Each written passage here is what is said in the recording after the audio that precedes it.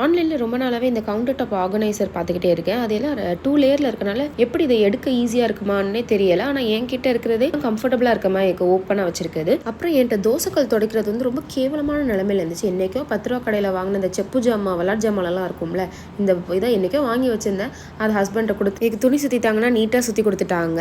அது செட் ஆயிடுச்சு. அதுக்கு பிறகு புதுசுலாம் வாங்க வேண்டாம், பழைய ஓட்ட உடசலை வச்சே ஓட்டிக்கலான்னு கிராக்கான கப்பெல்லாம் வச்சு இந்த ஸ்பூன் போட்டு வச்சு நீட்டாக செட் பண்ணி வச்சாச்சு. அப்புறம் இன்னைக்கு சரவணா ஸ்டோர்ஸில் ஒரு நவீன மிஷின் பார்த்தேன். அது வந்து நவீன மிஷின்லாம் இல்லை, முன்னாடியே வந்ததுதான். இது ஒரு ஷாப்பரு. இது ஆன்லைன்லலாம் ரேட் கூட இருந்துச்சு. இதில் 200 ருபீஸ் தான் போட்டுக்கனால சரவணா ஸ்டோர்ஸில் வாங்கினேன். ஃபர்ஸ்ட்டு வச்சு பார்த்தா அது தலைகீழ வச்சுட்டேன். அதனால நான் வெங்காயத்தை வச்ச உடனே அது உள்ளே போயிருச்சு.